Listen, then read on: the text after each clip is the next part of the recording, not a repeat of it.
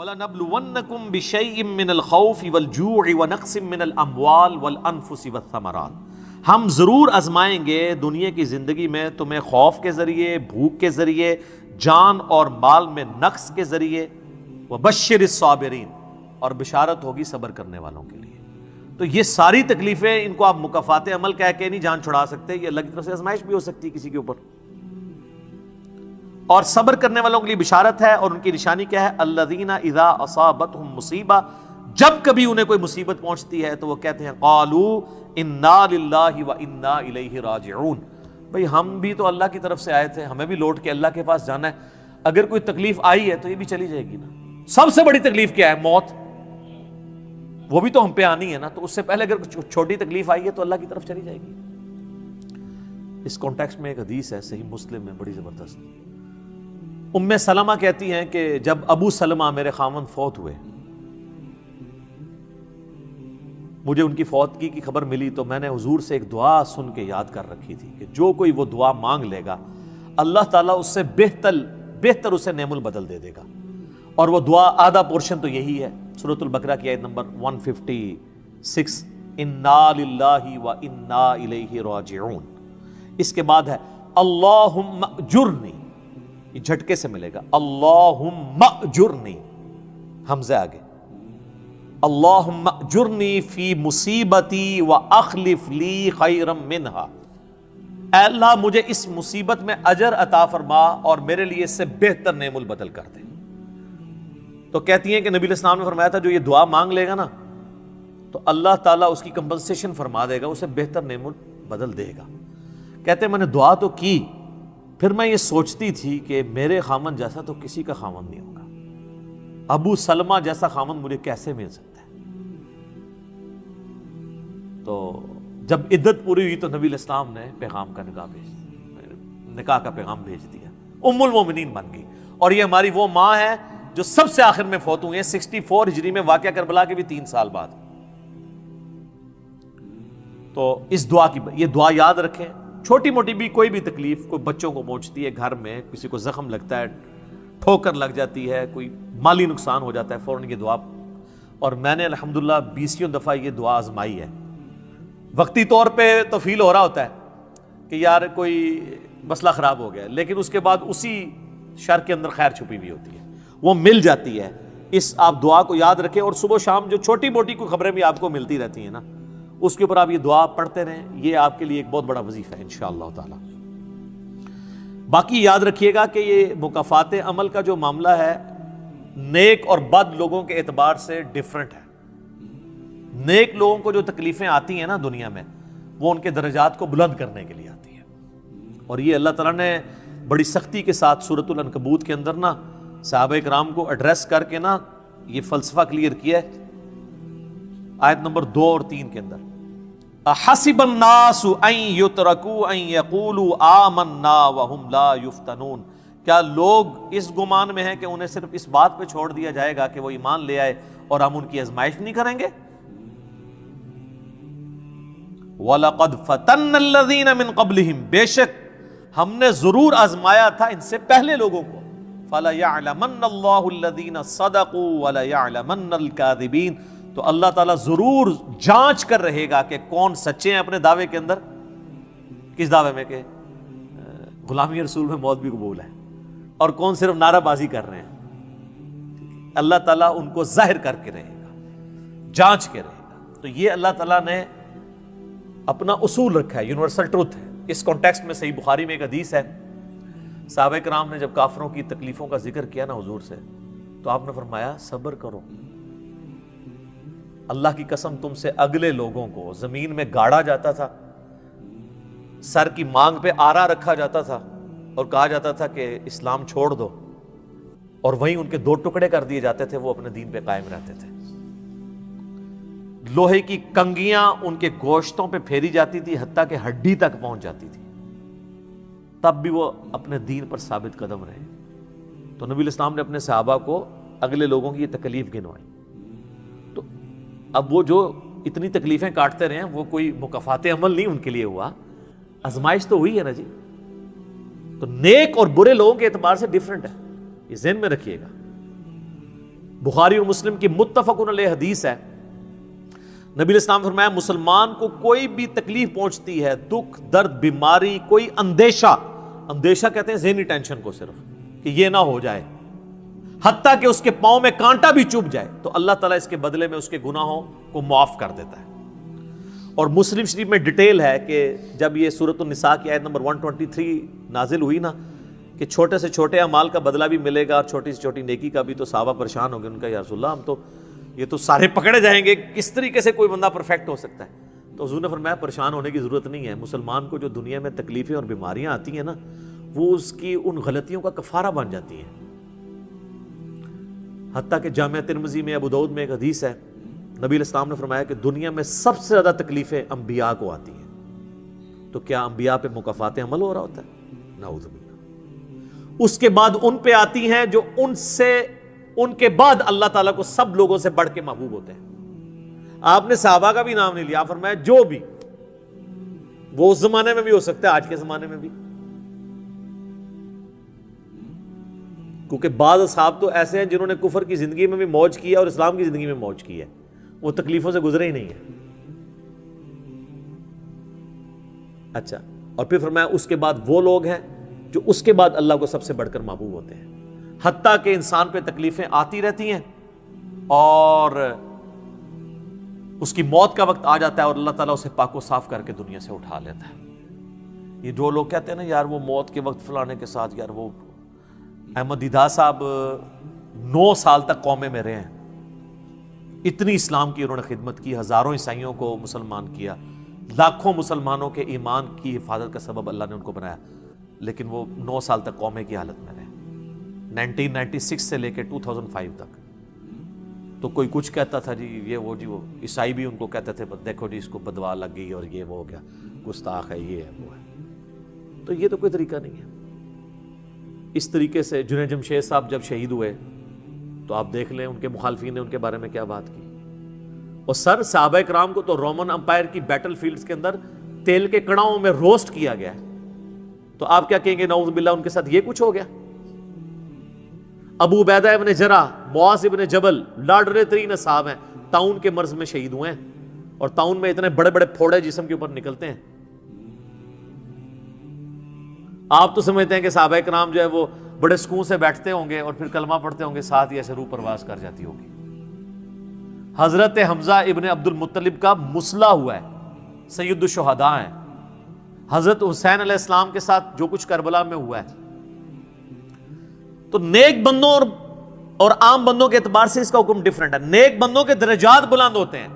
حسین ابن علی سے اتنی بڑی قربانی نے اللہ نے لی کہ قیامت والے دن ان کو جنتی نوجوانوں کا جو سردار ہونا ہے اس کو جسٹیفائی کیا جائے کہ آؤ جی حسین جیسی ہے کسی قربانی، بنا دینا ہے سردار، آ جاؤ لے کے آؤ۔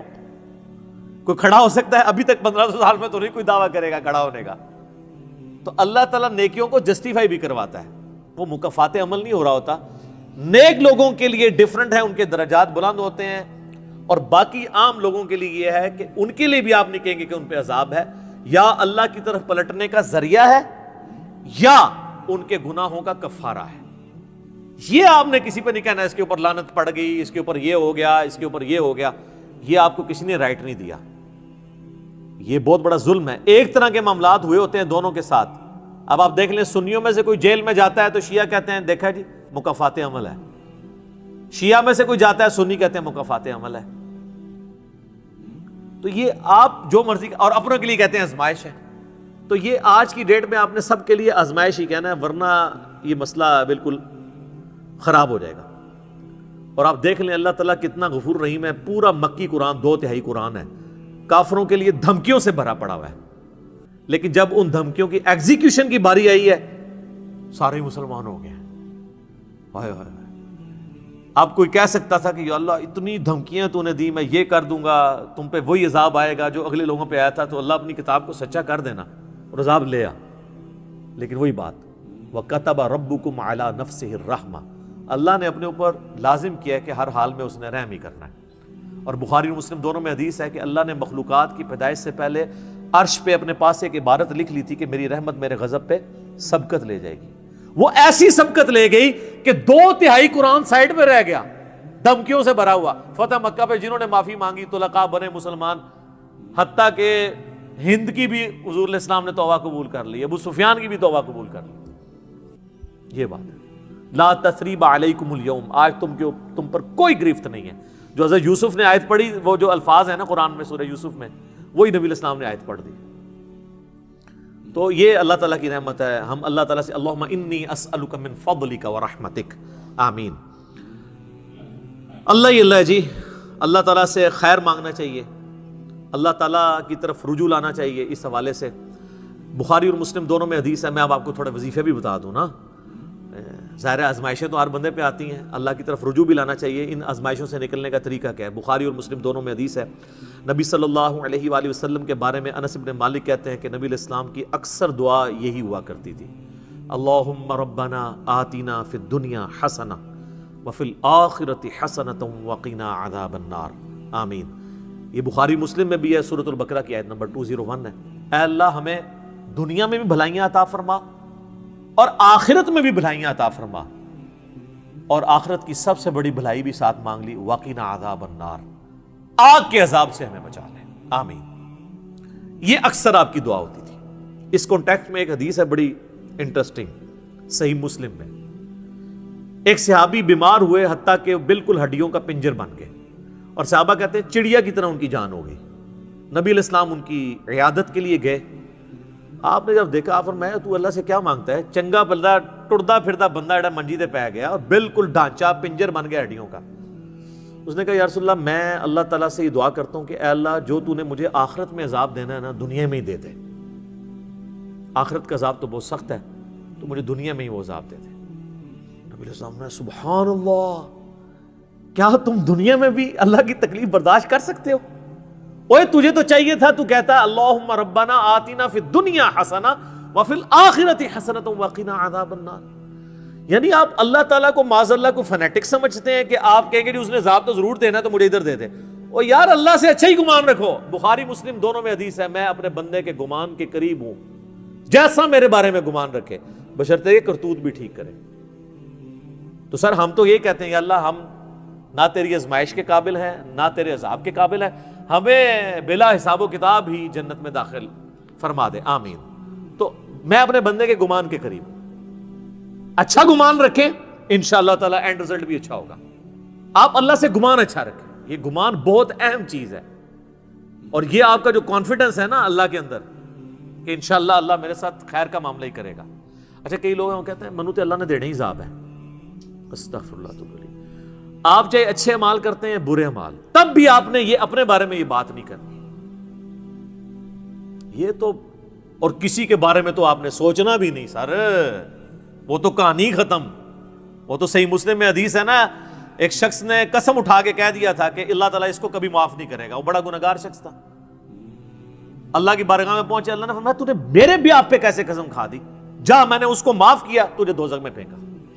لا يسأل عما يفعل وهم يسألون، سورۃ الانبیاء کی آیت ہے. اللہ کو کوئی نہیں پوچھ سکتا اس نے یہ کیوں کیا، وہ سب کو پوچھ سکتا ہے کہ انہوں نے یہ کیوں کیا. یہ اللہ تعالیٰ کے بارے میں ناشکری پھیلانا سورہ الزمر میں ہے، لا تقنطوا من رحمت اللہ، اللہ تعالیٰ کے بارے میں مایوسی عوام کے اندر پھیلانا. لیکن اس کا دوسرا پہلو بھی غلط ہے کہ آپ رحمت کی آیتیں پڑھ کے تو لوگوں کے کام چوک کے رکھو، وہ بھی دوسری ایکسٹریم ہے، وہ بھی نہیں ہونی چاہیے. رحمت سے دھوکہ بھی نہیں کھانا، ہاں اعمال پورے کرنے ہیں اور پھر اللہ سے امید بھی رکھنی ہے. جو سیدنا ابوبکر نے حضرت عمر کو وصیت کرتے ہوئے کیا کہا تھا کہ عمر جب تو جنتیوں کی طرف دیکھے نا تو دعا کرنا کہ میں بھی ان میں شامل ہو جاؤں، اور جب بھی تو جہنمیوں کا ذکر لائے تو اللہ صلی اللہ علیہ وسلم سے پناہ مانگنا کہ کہیں میں ان میں شامل نہ ہوں. انہوں نے آگے سے کہا کہ میں عشرہ مبشر ہوں. ٹھیک ہے، یہ معاملہ بہت سینسٹیو ہے. جن کو اللہ کا تعارف ہے نا تو وہ ان کی زندگی بڑے ڈر ڈر کے گزرتی ہے. تو یہ حدیث میں نے اس لیے بتا دی. ایک اور ذریعہ ہے ان آزمائشوں سے نکلنے کا. صحیح بخاری اور مسلم دونوں میں حدیث ہے، جس کی یہ خواہش ہے کہ اللہ اس کی عمر دراز کر دے اور اس کے رزق میں کشادگی دے دے. رزق میں دنیا کی ہر نعمت شامل ہے. ہم تو دولت ہی سمجھتے ہیں نا، اچھی صحت بھی رزق ہے، اچھی اولاد بھی رزق ہے، اچھی صحت بھی رزق ہے، مال کی فراوانی بشرطے کہ وہ فطرے میں نہ ڈال دے وہ بھی رزق ہے. ہر چیز دنیا میں جتنی بھی اہمیت ہے کی چیزیں جو ہم سمجھتے ہیں. تو بخاری اور مسلم دونوں میں الفاظ ہیں جس کی یہ خواہش ہے اس کی عمر دراز ہو جائے اور اس کے رزق میں کشادگی ہو تو اپنے رشتہ داروں کے ساتھ حسن سلوک کرے. یہ ہے جناب وہ کام کرنے کا. حسن سلوک خالی ان کو تسلیاں نہیں دینا. ظاہر ہے قرآن اور حدیث میں جب رشتہ داروں سے صلہ رحمی کا ذکر آتا ہے تو یہ ہے کہ ان کے ساتھ قطع تعلق ہی نہیں کرنی, دوسرا ان کی فائنینشیل سپورٹ کرنی ہے. اس لیے آپ دیکھیں سب سے زیادہ حقدار زکوٰۃ کے صدقات کے آپ کے بہن بھائی ہیں, سب سے قریبی رشتہ وہ ہے, اس کے بعد کوئی اور حقدار ہے. باقی اس پہ تو امت کا اجماع ہے کہ جو صدقات اللہ کی راہ میں آپ کرتے ہیں اس سے اللہ تعالیٰ تکلیف ٹالتا ہے. منت سے نہیں ٹلتی.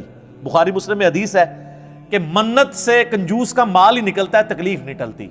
لاجیکل ہے. منت تو یہ کہ یا اللہ پہلے یہ کر تو میں کراں گا, اور صدقے میں کیا ہے, یا اللہ میں نے تیری طرف سے تیری راہ میں یہ صدقہ کیا اور میں اس نیک عمل کا وسیلہ تجھے پیش کرتا ہوں, میرا مسئلہ حل کر دے. جو بخاری مسلم میں حدیث ہے 3 لوگ غار میں پھنس گئے تھے, انہوں نے اپنے پرانے اعمال کا واسطہ پیش کیا تھا. یہ نہیں کہا کہ یا اللہ ایک بار کاٹ دیتے سی یہ کریں گے, پھر کون سی نکلنا. انہوں نے اپنے پرانے کیے ہوئے اعمال کا وسیلہ اللہ کے حضور پیش کیا, جو قرآن میں بھی ہے وَاسْتَعِينُوا بِالصَّبْرِ وَالصَّلَاةِ. صبر اور نماز کے ذریعے اللہ کی مدد چاہو, جس سے وہ کہتے ہیں جی اس سے غیر اللہ کی مدد ثابت ہوتی ہے. تو کوئی کہتا ہے المدد یا صبر, المدد یا نماز, وہ اس کا مطلب ہے صبر اور نماز سے اللہ کی مدد, کیونکہ آگے آتا ہے ان اللہ مع الصابرین, بے شک اللہ تعالیٰ صبر کرنے والوں کے ساتھ ہے. تو نیک اعمال کا وسیلہ آپ اللہ کے حضور پیش کریں. تو صدقہ اور خیرات کرنا یہ اللہ تعالیٰ کی طرف سے آئی ہوئی تکالیف کو, بلاؤں کو ٹال دیتا ہے. ایک چٹکلا عرض کر دیں. صدقہ وہ چیز ہے جو بلا کو کھا جاتی ہے, اور مولوی وہ بلا ہے جو صدقے کو بھی کھا جاتی ہے. ہاں, صدقہ کس کو دیتے ہیں؟ سر دیکھا ہے کتنی بڑی بلا ہے. بلاواں نو جڑی چیز کھاندی ہے وہ صدقہ ہے, اور جو صدقے نو بھی کھا جائے سب تو بڑی بلا وہ مولوی ہے. اچھا, یہ چٹکلے کے طور پہ اس کو نیگیٹو کسی نے نہیں لینا, میں نے ایک مزاح کے طور پہ بات کی, اس کا اس ٹاپک کے ساتھ کوئی تعلق نہیں ہے, چونکہ ایک مشہور ہے چیز. تو یہ میں نے آپ کو ایک دعائیں, اذکار اور پھر اعمال بھی بتا دیے. آخر میں 2 دعائیں میں وہ جو بیان کی تھی ان کو ریپیٹ کر دیتا ہوں. ایک پریونٹیو دعا ہے. یہ 2 علاج ہوتے ہیں نا, پریونٹیو اور کیوریٹیو. پریونٹیو علاج یہ ہوتا ہے کہ بیماری ہونے سے پہلے علاج کیا جائے, جیسے ویکسین ہے. آج کل وہ کہہ رہے ہیں کورونا کی ویکسین بن گئی ہے کہ وہ لگوا لیں تو تکلیف ہوئی نہ. ایک ہوتا ہے کیوریٹیو علاج کہ بیماری ہو گئی ہے تو اب علاج کیسے کرنا ہے. تو پریونٹیو علاج جو دعائیں ہیں نا وہ ہے اللہم ربنا آتنا فی الدنیا حسنہ وفی الآخرۃ حسنۃ وقنا عذاب النار. ہر نماز کے تشہد میں اسے مانگے, ٹھیک ہے, بلکہ سجدے میں مانگے. صحیح مسلم میں حدیث ہے کہ سجدے میں تم اپنے رب کے سب سے زیادہ قریب ہوتے ہو, خوب دعائیں مانگا کرو. سجدے میں بھی آپ یہ دعا مانگ سکتے ہیں, تشہد میں تو مانگے ہی مانگے. وہ بخاری مسلم میں حدیث ہے درود شریف کے بعد جو چاہو اپنے رب سے مانگو, وہ تو قبولیت کی ایک جگہ ہے. اس کے علاوہ یہ ہوگی پریونٹیو علاج بیماریوں سے, پریشانیوں سے.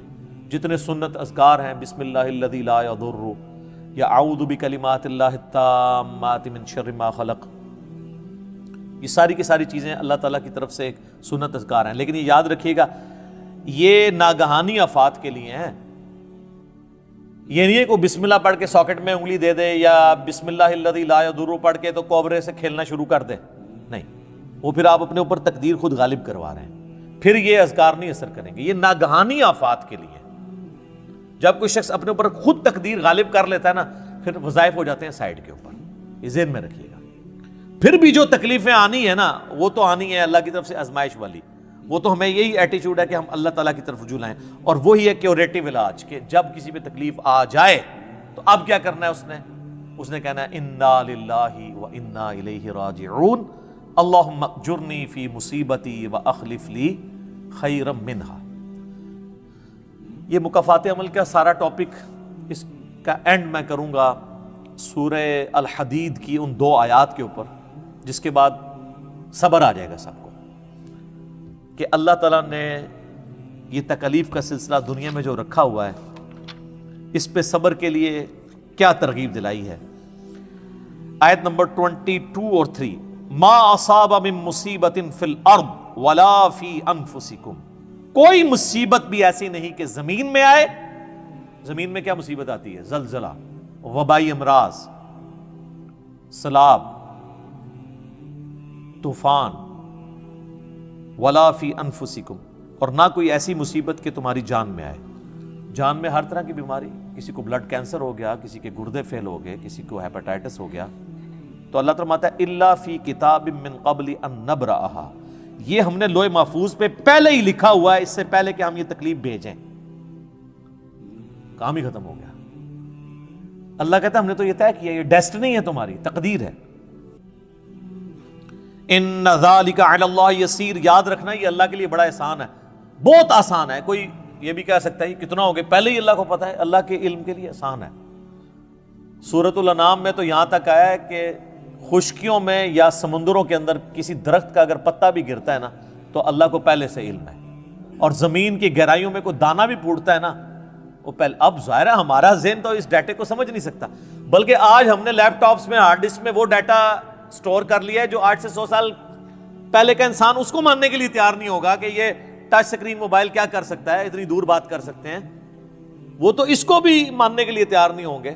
لیکن ہو گیا ہے نا کہ انسان کو اللہ نے ترقی کرائی ہے، تو اللہ کا علم تو بہت کامل ہے۔ لِكَيْ لَا تَأْسَوْا عَلَىٰ مَا فَاتَكُمْ، یہ ہم نے اس لیے کیا، یعنی ہم نے تقدیر میں پہلے یہ چیزیں لکھی تھی تاکہ تم مت افسوس کرو اس چیز پہ جو تم سے چھین لی جائے۔ وَلَا تَفْرَحُوا بِمَا آتَاكُمْ، اور اس پہ شیخی مت بگاڑنا جو اللہ نے تمہیں دی ہے۔ اللہ کسی سے لے کے آزماتا ہے تو کسی کو دے کے بھی آزماتا ہے۔ وَاللَّهُ لَا يُحِبُّ كُلَّ مُخْتَالٍ فَخُورٍ، اور اللہ تعالیٰ پسند نہیں کرتا ہر شیخی بگاڑنے والے کو، جو بات بات کے اوپر شیخی بگاڑتا ہے۔ کسی کے پاس اگر کوئی اللہ کی طرف سے نعمتیں ہیں تو وہ اللہ کا شکر ادا کرے، اور اگر کسی کے اوپر آزمائش کا وقت ہے تو وہ اللہ کی طرف رجوع لائے۔